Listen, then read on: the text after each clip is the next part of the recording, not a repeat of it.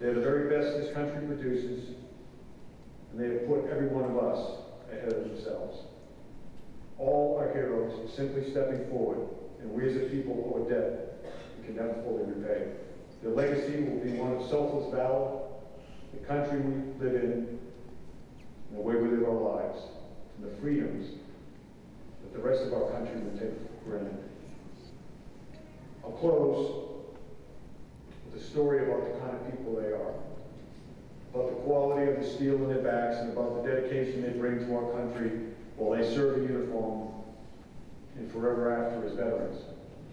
2 years ago, when I was commanding general in Iraq's Anbar province, on the 22nd of April 2008, 2 Marine infantry battalions, the Walking Dead, 1st Battalion, 109th Marines, was switching out after their 7 months in Ramadi with 2nd Battalion, 8th Marines. One battalion in the closing days of their deployment, going home in just a couple of days. The other battalion just strapping on. 2 Marines, Corporal Jonathan Yale and Lance Corporal Jordan Herber, 22 and 20 years old, respectively. One from each battalion, and they were assuming to watch together at the entrance gate of an outpost that contained a makeshift barracks housing 50 United States Marines. The same broken down building was home to more than 100 Iraqi police and army. They were also my men. They were our allies in the fight against terrorism.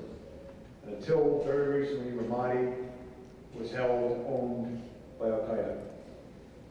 This kid Yale was a dirt poor, mixed-race kid from Virginia. He had a wife and a daughter, and a mother and a sister who lived with him, and he was their sole provider. He did all of this, of course, on $23,000 a year. Herder, on the other hand, was a middle-class white kid from Long Island. They were from 2 completely different worlds.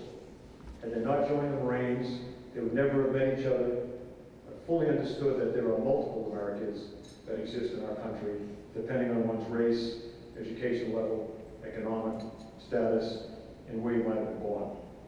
But they were Marines, they were combat Marines, forged in the same crucible of Marine training. And because of this bond, they were brothers, as close or closer than if they'd been born to the same woman.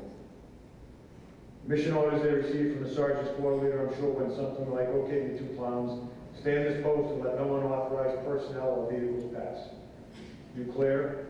And I'm sure the 2 of these guys, these Marines, roll their eyes and said in unison something like, yes, we got it. With just enough attitude to make the point that they're combat Marines and knew what they were doing. They then relieved the 2 other Marines on watch and took up their post at entry control point of a place called Joint Security Station Master in the Sophia district of Ramadi. Very few minutes later, a very large blue truck turned down the alleyway that was 60 or 70 yards long and sped its way through the serpentine of concrete jersey walls. The truck stopped just short of where the 2 Marines were posted and detonated, killing them both catastrophically. 24 brick masonry houses were damaged or destroyed. A mosque 100 yards away collapsed. The truck's engine came to rest 200 yards away and knocked the house down before it came to rest. Our EOD experts reckon the blast was made by at least 2,000 pounds of explosive.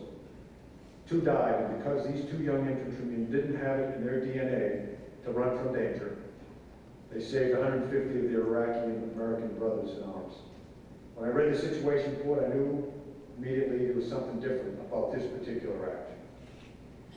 We Marines, unfortunately, expect Marines, regardless of rank or MOS, to do their duty and to die in the process if that's necessary. So the deaths were not unusual. But this seemed different. The regimental commander had just returned from the site, and he agreed, but reported that there were no American witnesses to the event, only Iraqi police. I figured if there was any chance at all of finding out what happened and recognizing these 2 young men and awarding them with some type of a combat award, I'd have to go down and do it myself, because it requires 2 witnesses, eyewitnesses. And I understood, or at least felt, that bureaucrats in Washington would never take the word of an Iraqi, even though in our hands, oftentimes, we place their lives. I traveled to Ramadi the next day and spoke individually to a half a dozen Iraqi police that had seen the whole thing. They all told the same story. The blue truck turned down the alleyway, sped up, made its way through the serpentine. They all said we knew immediately what was going on as soon as the 2 Marines opened fire. The Iraqi police then related that some of them also fired and then to a man ran for safety just prior to the explosion. All survived, some were injured, some very seriously. One of the Iraqis elaborating with tears welling up said that they'd run like any normal man would have run. What he didn't know until then, he said, and that he had learned at that very instant, was that Marines are not normal. Choking past the emotion, he said, "Sir, in the name of God, no sane man would have stood there and done what they did. No sane man." They saved us all.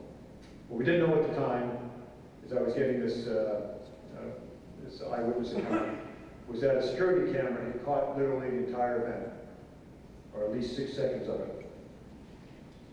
I wrote both of these young men up to Navy crosses posthumously. And then the Marines pieced together the recording, and we were able to watch it. And what you watch is the last 6 seconds of two young men's lives.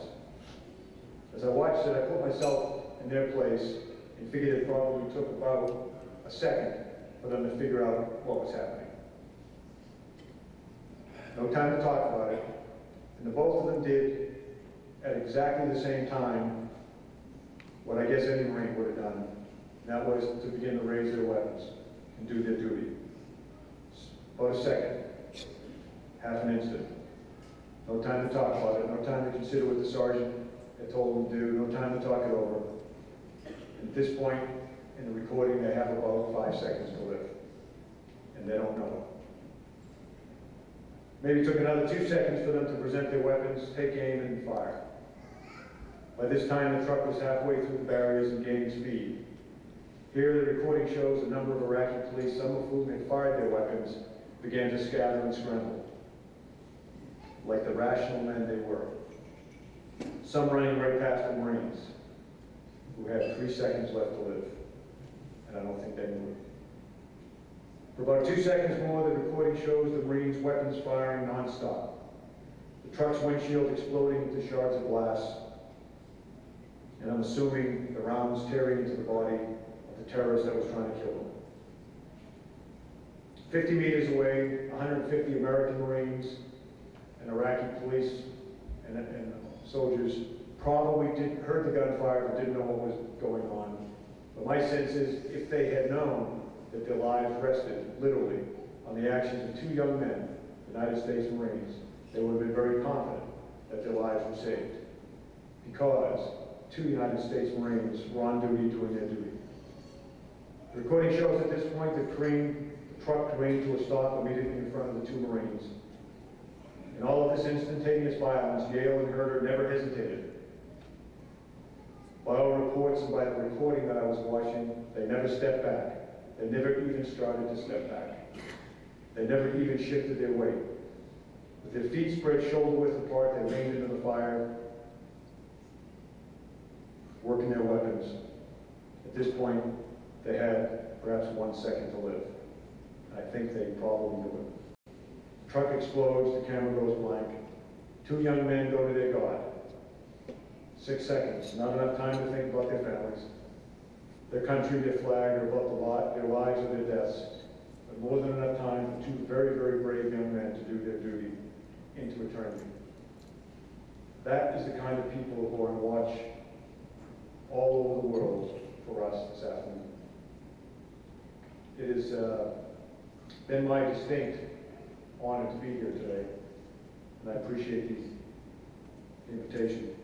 We Marines believe that God gave America the greatest gift he could bestow on man on this earth, and that is freedom.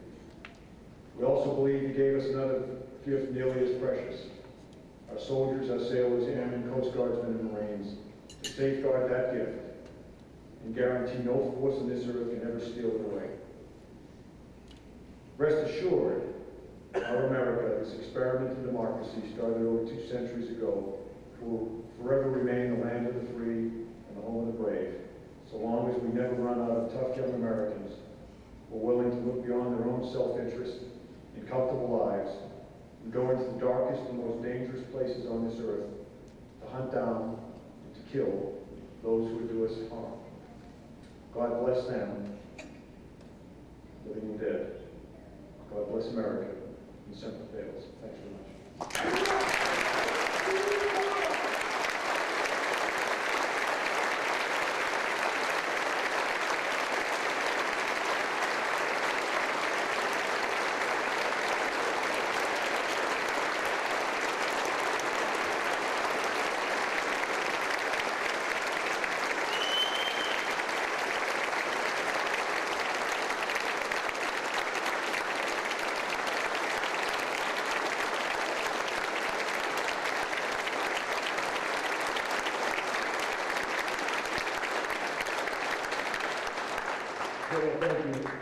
And on behalf of the Central Fire Society of St. Louis, I'm going to give you just something simple. A little bit of Missouri wood with our favorite Eagle Globe and anchor on it. Now, the 2 dog tags, memorizing this day with us, where we were born, who we are, and an additional dog tag for you.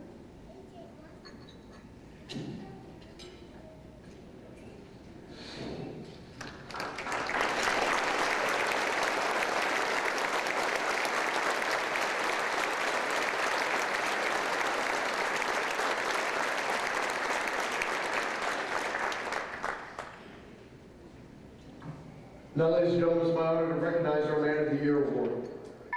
Eric Cruz, Banana Wars, World War I, Bellow Wood, World War II,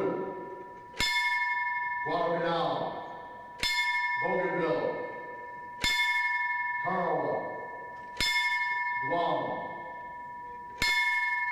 Tinian, Saipan, Peleliu, Iwo Jima.